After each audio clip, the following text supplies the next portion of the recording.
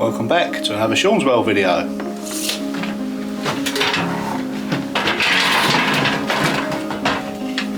Wood bit, drill through the old beam into the new one, threaded rod, bolt them together.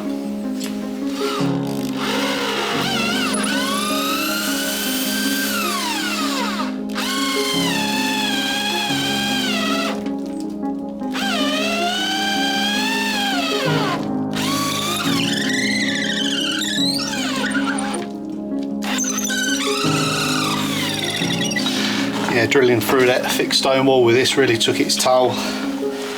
It's not done much good to the chuck. Yeah, don't smell too good neither, so right tools for the job. Well, we're through. Let's just try that stud. Is it long enough? Yeah. Yeah, that'll go through.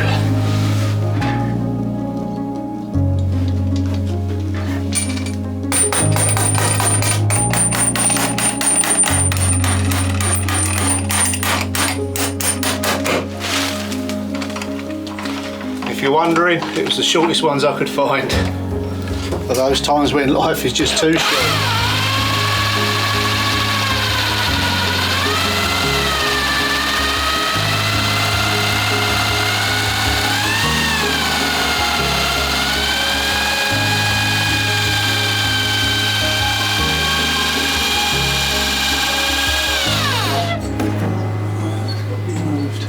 Now as far as the support goes for this section of roof, it's fine. I can now safely take out these three rafters. Can't do that today, although the sun has just come out. It's forecast heavy rain, so I haven't got the time to cut it out, get the new Velux in, so that's ready to go. I'm going to start on the area above because that's in dire need of some strengthening. Yeah. Just take it from there. There's quite a few timbers that have got to be cut, I think. Just a little bit of precaution taken on this one. And a sturdy scaffolding this time, I promise. This is the area of stonework. I need to insert the new timber in. Doesn't look like it's going to put up much of a fight. Now this is not something that I could have done before I inserted the new timbers, so I couldn't block it all up. It would mean just, you know, taking it out again, so it's the process that gets done whilst the timbers are going in. Then I can block around the timbers to keep them from twisting and moving.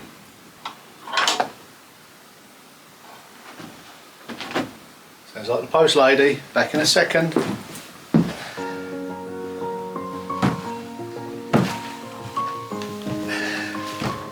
Certainly was.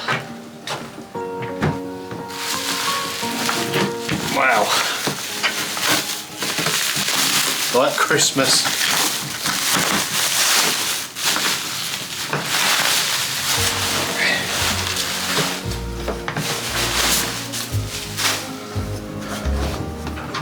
Before I open this, maybe I should give you a few details about it. Well, in a previous video, I really did struggle to get through the metre thick walls with the drills that I had. I broke at least 2 of the drills, so I thought, well, I need a bigger tool basically. So I was on Buy Me a Coffee a little bit later on and something popped up, the wish list, and I thought, oh, maybe I could get a breaker to go through the wall. I put that on my wish list, not thinking too much of it. Thought, you know, maybe if it takes a month or so. But within a day, just over a day, I was absolutely astounded. I'd hit the target. And 27 very kind and generous people had, you know, basically purchased this lovely piece of equipment for me to use. So I really do appreciate it, and I was literally sort of gobsmacked that hit the target so quick. So thank you all for your support, you know, through Patreon, Buy Me a Coffee, watching the adverts, the videos, you know, everybody that's, you know, made it possible for me to get to this stage. So yeah, this really will help me. You know, get through the wall, and with me arms and hands, you know, it's hard going sometimes when you're not got the right equipment to do the job, but this definitely is. It's got loads of, you know, really good energy saving features for your arms, anti-vibration and variable speed and things like that. So let's just take a quick look. Wow, that is brilliant. Now I've ordered these separately as well. These are the SDS Max chisels, not to be confused with the SDS Plus. You've got different fittings on the end, so they're really going to help me get through that wall. You know, I've got lots of work for this. It's not just going through walls, it's breaking things up. And basically, you know, that's what you see. A big piece of kit like that.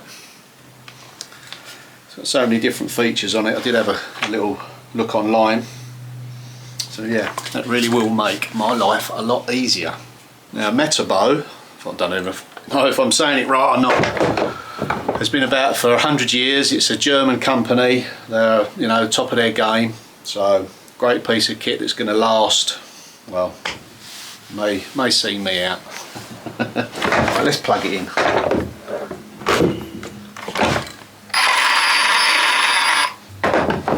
Christmas has come early. And of course, with bigger tools, you need more power to power them. So I'm now at the point now where the EcoFlow units that were given to me by EcoFlow are not actually powerful enough to run all the machinery that I need to do at this stage of the project. So I've been in contact with them, told them my needs. I said, you know, we're kind of going on to the next stage of the project, going to be using, you know, more heavier duty equipment for some of the jobs, and I'm just waiting for them to get back to me to see what they're going to supply. So that'll be interesting, and hopefully they'll keep the project pushing forward, being off grid, because recently I've had to use mains power. The EcoFlow units are just on their maximum capacity for the tools that I'm using. So yeah, it was a shame, but I mean, you know, once or twice I've used mains power, which ain't bad up till this stage, but I do want to continue being off grid with the renovations, and ultimately once this little cottage is all done, fit for purpose, I want it to be completely off grid. So yeah, I'll keep you up to date when they get back to me.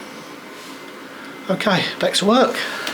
Now I picked these ladders up at a local vide grenier, and they are a fabulous addition to anyone renovating. This is stairwells, they're very versatile, they go to all sorts of different angles. They're not too big to store. Now, I've got a set of these, but when I see these, it was €20, so I took his arm off. Thank you very much. So yeah, very handy, getting all sorts of tight corners with them. Probably looking at about 120, 150 new, so still worth it. I mean, I paid that for mine.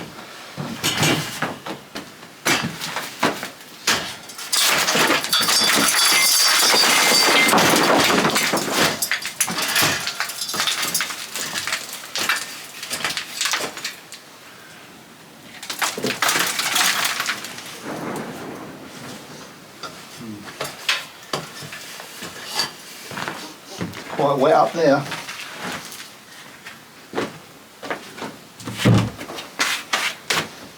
Just going to take an offcut of the timber and mark out around the stone so I can get as much of the timber into the stonework, but without dislodging the stone around there, because it needs some repairs.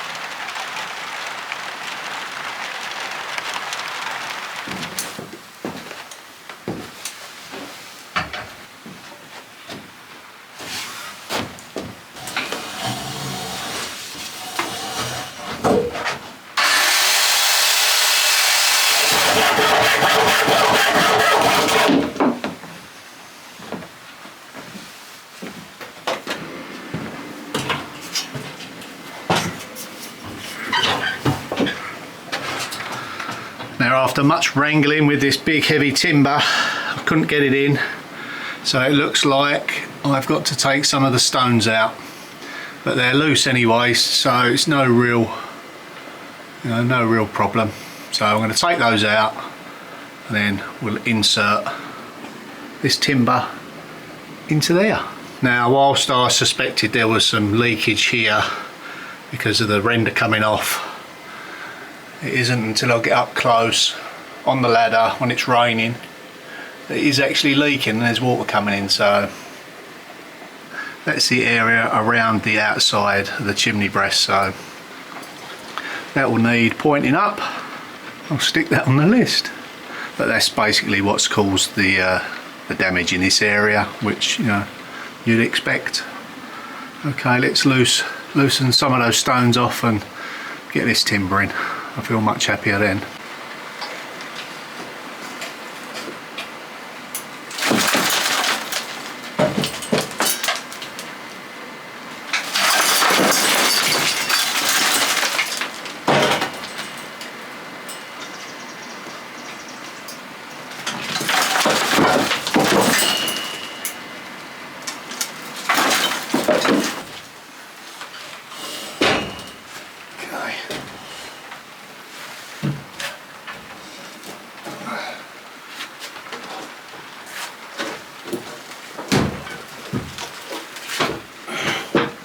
I'm not so sure if it's going to fit.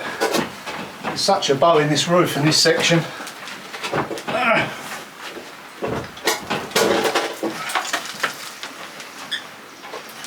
Although not ideal, it will give me something solid to work from. So this is at the moment the biggest piece I can get in there. You can just see the water penetrating through. So I will need to get up on the roof and sort around the stack, and that will be easily filled up back with those stones again. Fresh mortar in there, and that way we've got a strong timber to work from. The other end will have a joist hanger on it or some other suitable fixing and a timber underneath, so that won't go nowhere. Got myself some bracketry. The main new purlin that I've put in, I'm not going to block it up on the wall side just yet, because the rafters need to be able to be manoeuvred behind it. It's a bit of a jigsaw puzzle, but at the end of the day it'll all be locked in together and cemented in. But until then, I'm going to put some fixings on the side so I can unscrew it and move the main purlin if needed. Like I say, I've got to be a little bit cautious here. It's like a game of Kaplunk. You ever played it where you pull and it all comes down?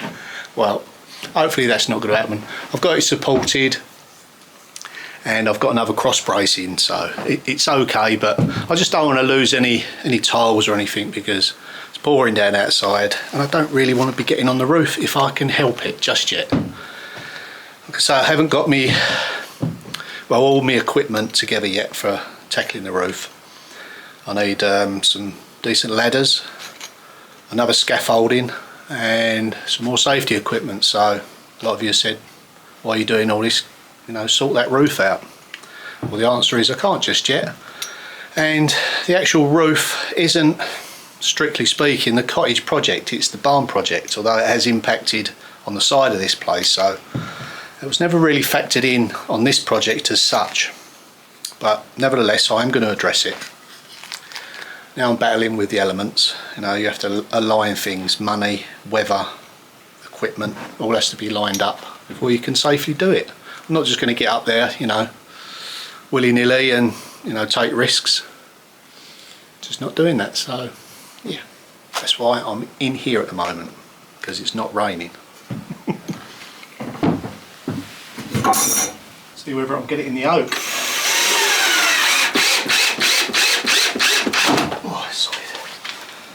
So now I know no chance of that moving, only until I need it to. So the plan is to insert these timbers behind and pick up as many battens as I can. It's going to be quite tricky because there's a real bow in the underside.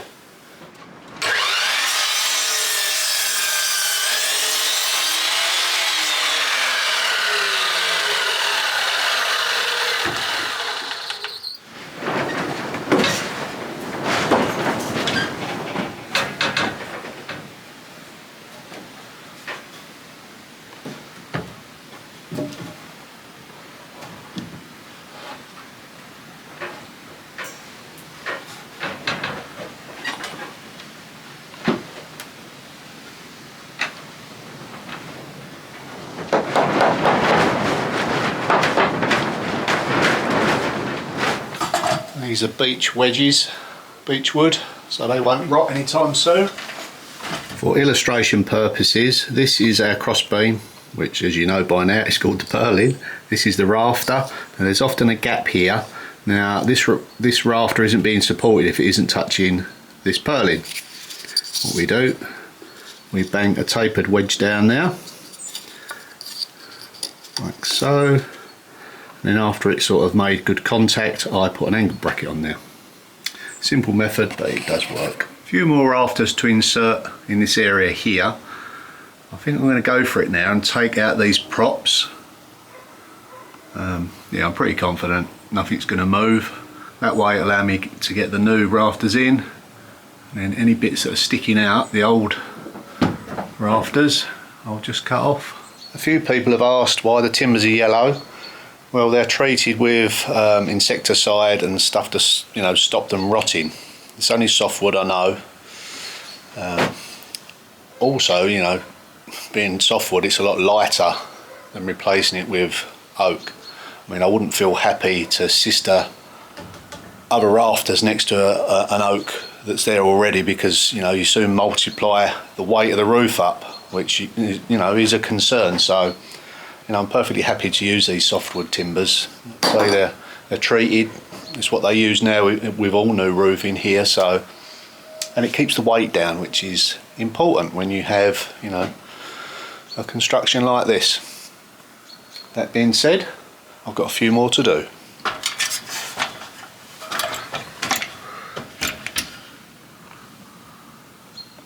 Okay, that's great. Now this section here, I have to push this timber up to insert a packer in that gap there, which would be something like that. There's a bit of timber, old timber packer sticking up there, so I'm going to have to chisel that off, and then we'll push that up.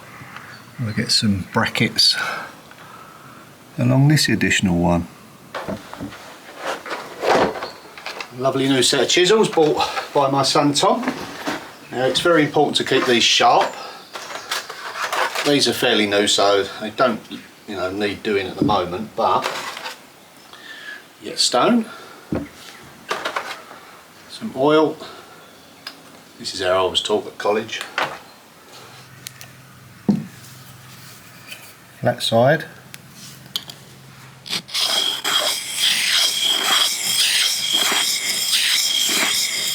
Figure of 8. Bevel side. See the oil come out the face. Then figure of 8 again.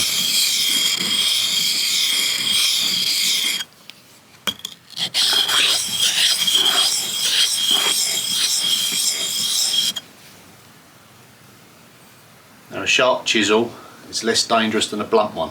With a blunt one, you've got to force more pressure behind, that way you slip. With a sharp one, it's less force needed, you know, and you get a cleaner cut. So look after your chisels, put the caps back on, if I can find mine. Yeah, just take care of them.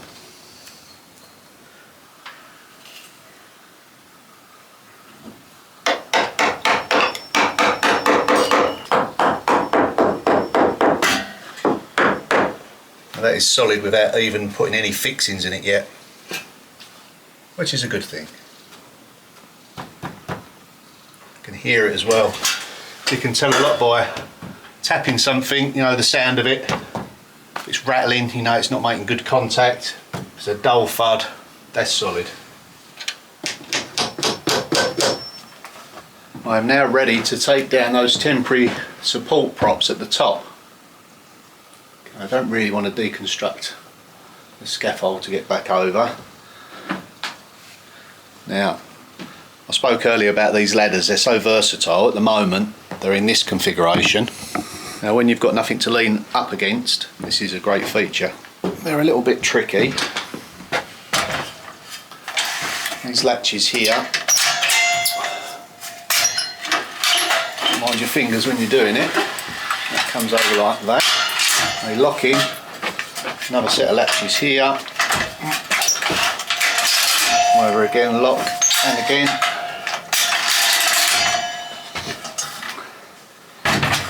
There you got yourself a supporting ladder. Don't need to lean it up against anything. Up you go. Oh yeah, couldn't be without these on the renovation projects. They're absolutely brilliant. Like I said, when I see them at the boot sale, I thought, boom, they're mine. €20. Thank you very much. Right, let's get those props down. I've got my hard hat on, as you know.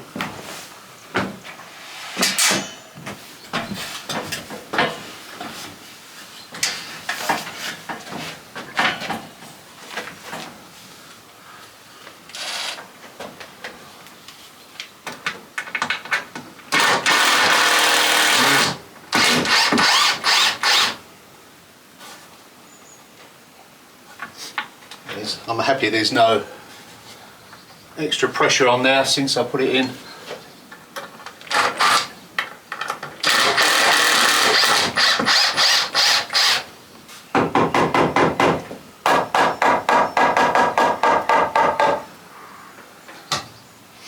One down, one to go. Now this timber is particularly important because there is a snapped rafter here. If I can get this in.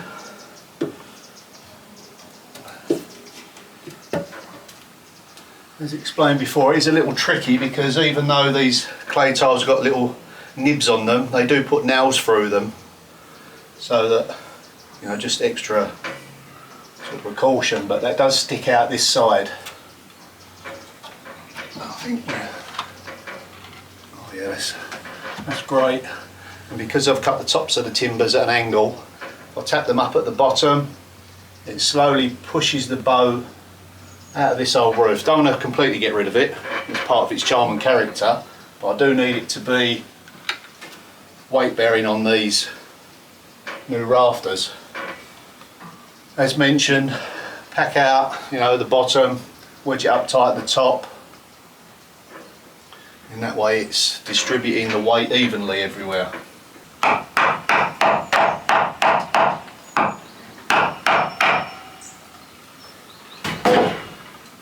That should do it. Brilliant. We'll get that wedged, fixed, move on to the next one. I need to go to the builders merchants. Now that's been made possible by all the buy me a coffees and the Patreons and all the super chats, so thank you very much for keeping this project on track. At the risk of this becoming too repetitive, I'm going to call this video finished today, and got some exciting stuff coming in the next one. Be sure to join me. Bye for now.